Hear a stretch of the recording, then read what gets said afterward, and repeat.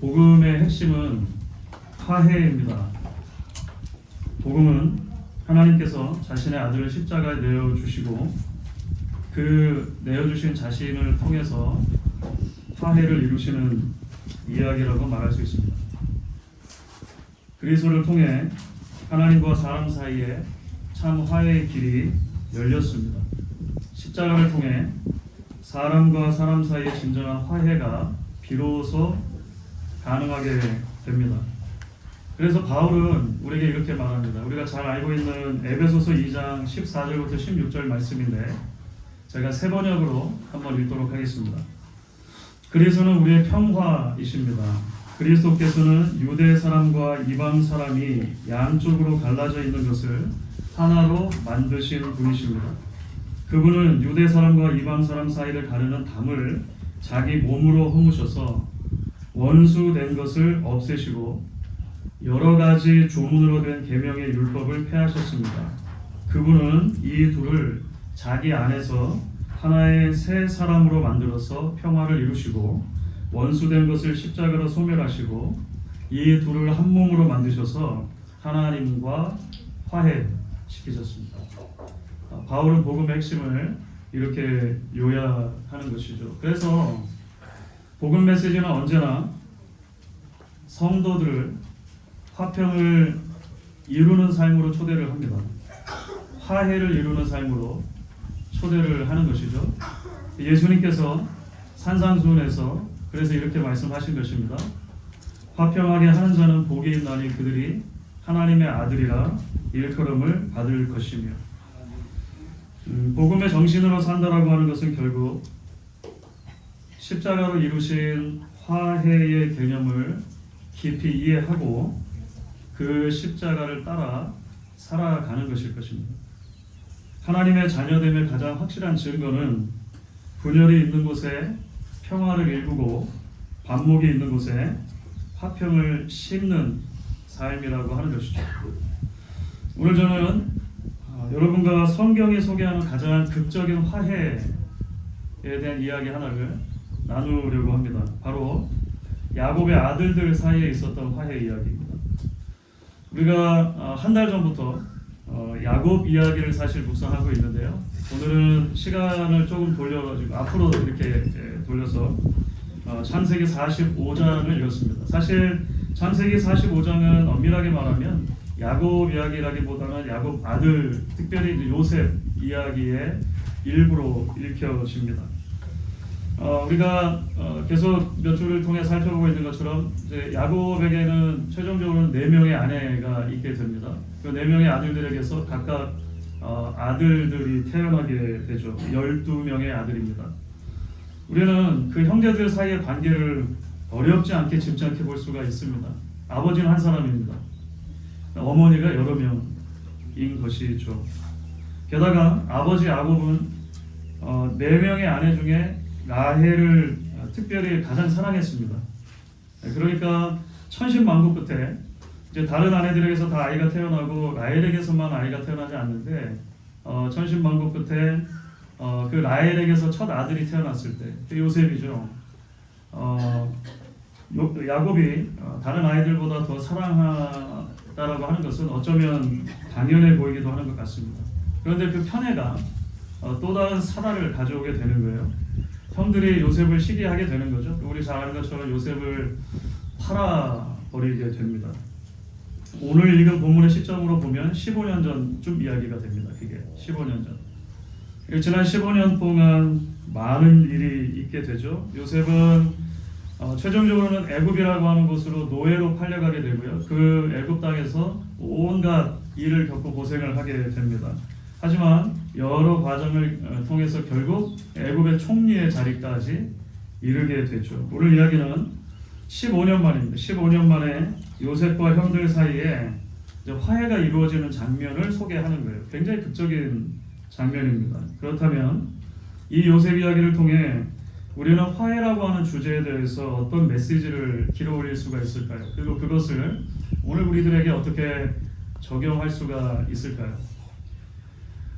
첫 번째로 생각해 보고 싶은 주제는 진정한 의미의 화해가 하나님 앞에 서는 것으로부터 출발한다는 것입니다. 다시 말해서 나의 과거와 현재와 미래를 하나님의 시선으로 바라보고 해석하기 시작할 때 비로소 화해에도 출발할 수 있는 것입니다. 여러분 4절과 5절 우리 읽으신 말씀을 같이 한번 읽으시면 좋겠는데 요셉이 형들에게 말하는 내용입니다. 4절과 5절 말씀을 여러분 같이 한번 다시 읽어주십시오. 요셉이 형들에게 이르되 내게로 가까이 오소서. 그들이 가까이 가니 이르되 나는 당신들의 아우 요셉이니 당신들이 애굽에 판 자라. 당신들이 나를 이곳에 팔았다고 해서 근심하지 마소서. 한탄하지 마소서. 하나님이 생명을 구원하시려고 나를 당신들보다 먼저 보내셨나이다. 지금까지 형들은 요셉을 알아보지 못하는 상황이고 요셉만 형들을 알아보는 상황입니다. 애굽을 비롯해서 가나안 전 지역에 굉장히 큰 기근이 들었고 그래서 야곱이 아들들을 애굽으로 내려보냈어요. 가서 양식을 좀 구해 오라고 하는 것이죠. 요셉이야 당연히 형들을 한눈에 알아보지만 형들이 요셉을 알아보지 못한 이유가 있겠죠. 왜냐하면 너무 높은 위치에 올라가 버린 것입니다. 그리고 애굽 사람 복장을 그대로 하고 있었던 것이죠. 애굽의 총리니까 알아보지를 못합니다. 사실 요셉의 형들이 애굽을 방문한 게 이것이 두 번째입니다. 두 번째이고 그 두 번의 방문 동안 요셉이 조금씩 형들을 시험하기도 하고 아버지와 친동생 베냐민의 생사를 묻기도 하고 여러 일들이 있어요. 그런 일들이 창세기 42장부터 44장까지 기록이 되어 있습니다. 첫 방문 때는 오지 못했던 같은 어머니 라헬에게서 태어난 이제 동생이거든요. 베냐민도 지금 이 자리에는 함께 한 거예요. 결국은 요셉이 감정이 북받치게 되죠. 더 이상 감정을 통제할 수 없는 지경까지 이르고 자신의 정체를 이제 형들에게 알리는 것입니다. 그런데 오늘 말씀 보시면 자신의 정체를 알리면서 요셉이 먼저는 이렇게 얘기를 해요. 나는 당신들의 아우 요셉이니 당신들의 애굽의 판자라. 이렇게 말을 한단 말이에요. 그러니까 여기까지 들었으면 사실은 요셉의 형들의 마음이 철렁했겠죠. 형님들 저 요셉입니다. 형님들이 그 애굽에 판 바로 그 동생이 여기 있습니다. 이렇게 말을 하니까 형들의 입장에서 보면 이게 듣기에 따라서 위협이나 협박으로 들리기도 하잖아요. 그래서 큰일 났다. 어떻게 하자는 거지? 여러 가지 생각들이 마음에 들었겠죠. 놀랍게도 요셉이 말하는 것입니다. 하지만 형님들 염려하지 마십시오. 걱정하지 마십시오. 깨닫고 보니 사실 하나님이 우리 가족의 생명을 구원하시려고 나를 이곳에 보낸 것이었습니다. 이렇게 고백을 하더라는 거예요. 뿐만 아니죠. 7절을 보십시오. 하나님이 큰 구원으로 당신들의 생명을 보존하고 당신들의 후손을 세상에 두시려고 나를 당신들보다 먼저 보내셨나니. 8절도 마찬가지입니다. 그런즉 나를 이리로 보내신 이는 당신들이 아니요 하나님이시라. 하나님이 나를 바로에게 아버지로 삼으시고 그 온 집의 주로 삼으시며 애굽 온 땅의 통치자로 삼으셨나이다. 요셉의 고백 속에서 여러분 발견하는 것이 있습니까? 특징이 있습니까? 요셉의 이야기의 주어가 내가 아니라 하나님이더라는 것입니다. 그렇습니다. 사랑하는 여러분, 이 요셉의 고백이 요셉과 형들 사이에 화해가 이루어지는 출발점이 됩니다. 요셉 한 사람이 자신의 인생의 주어를 자기 자신에서 하나님으로부터 하나님께로 바꾸면서부터 변화가 일어나기 시작하는 것입니다. 지금 여기에 모여 있는 사람들 중에 그러니까 지금 이제 그 요셉의 이 챔버겠죠. 아마 가장 피해자라고 말할 수 있는 사람은 요셉일 거예요. 형들이 팔아넘겼지 않습니까? 노예가 됐지 않습니까? 그러나 요셉이 자기 자신을 피해자로 규정하는 데 머물지 않고 하나님의 손 안에 있는 구원의 도구로 인식할 때 비로소 거기로부터 야곱 가족을 흐르고 있는 오랜 미움과 다툼과 반목의 문제가 비로소 해결되기 시작하는 것입니다.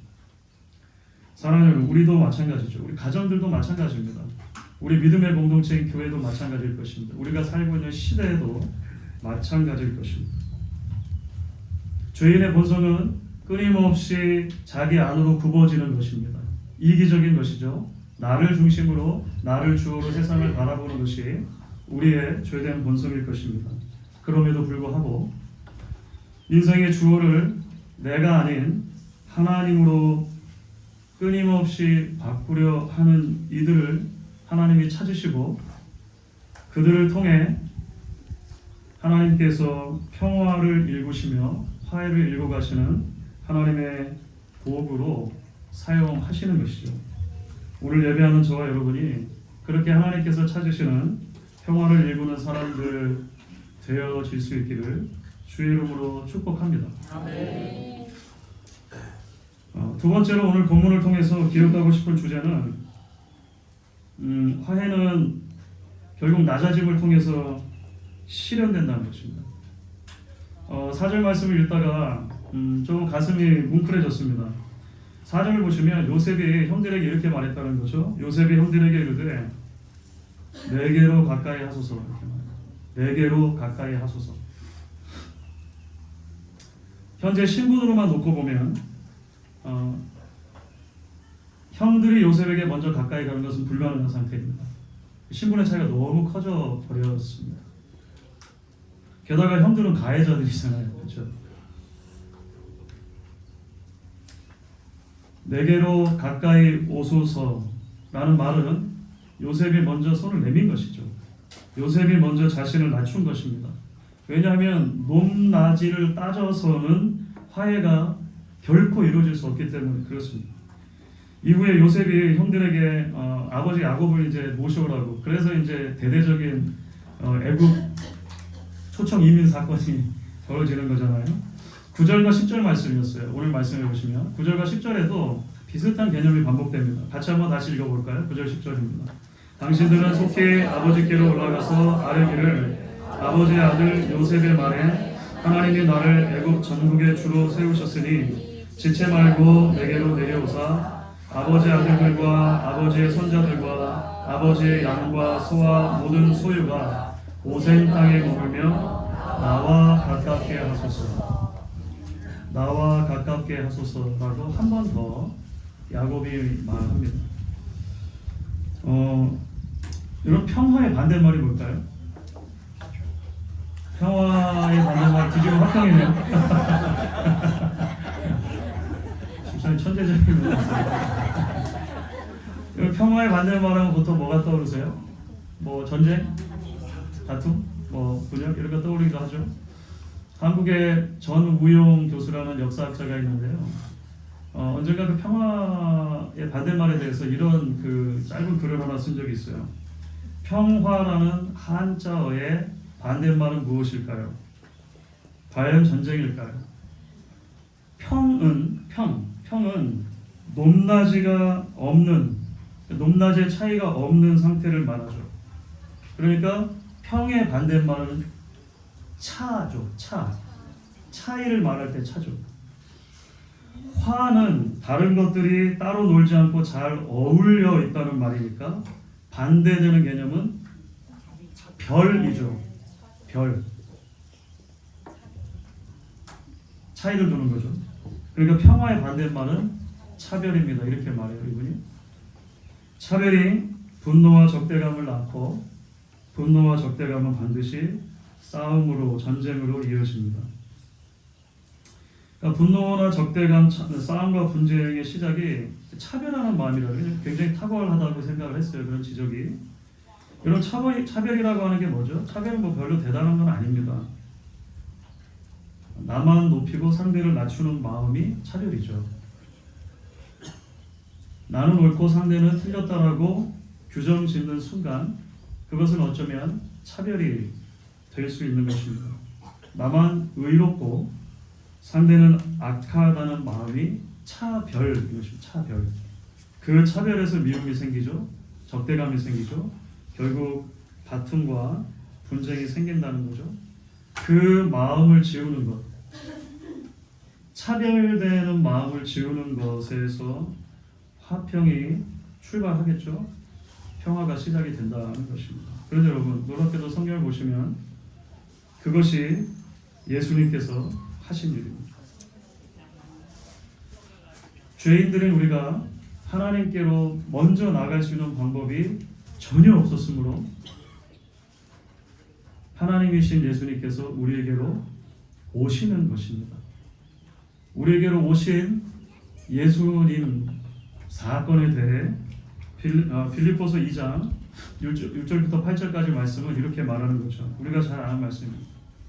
그는 근본 하나님의 본체시나 하나님과 동등됨을 취할 것으로 여기지 아니하시고 오히려 자기를 비워 종의 형체를 가지사 사람들과 같이 되셨고 사람의 모양으로 나타나사 자기를 낮추시고 죽기까지 복종하셨으니 곧 십자가에 죽으십니다.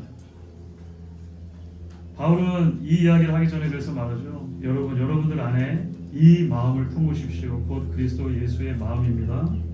말하는 것입니다. 마음을 같이하여 같은 사랑을 가지고 뜻을 합하여 한 마음을 품으려면 누군가는 먼저 곁을 내어주고 이렇게 말할 수 있어야 하는 것이죠. 이리 가까이 오소서. 이리 가까이 오소서. 다툼이나 허영이 아닌 겸손한 마음으로 자기보다 남을 낮게 여기려면 누군가는 먼저 이렇게 손을 내밀 수 있어야 하는 것입니다. 나와 가깝게 하소서. 언젠가도 인용을 해드렸던 마가릿 엘리자베스 생스터라고 하는 시인이 있어요. 태만의 죄 또는 번역하기에 따라서는 하지 않은 죄라고도 번역이 돼요. 그 앞부분이 이렇게 되어 있습니다. 당신이 하는 것이 문제가 아니다. 당신이 하지 않고 남겨둔 것이 문제다. 황혼이 질 무렵 당신의 마음을 아프게 하는 것은 그것이다.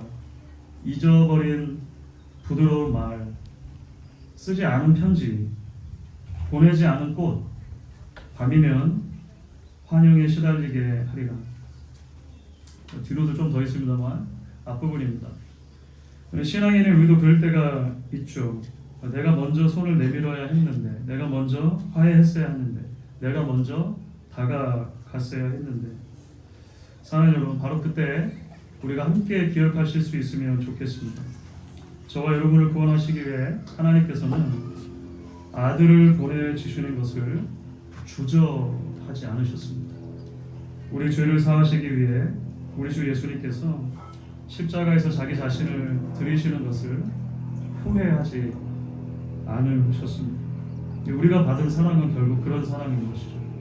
후회함이 없는 사랑인 것입니다. 바로 그 사랑이 그리고 오늘 다시 한번 저와 여러분을 강권하시는 것이죠.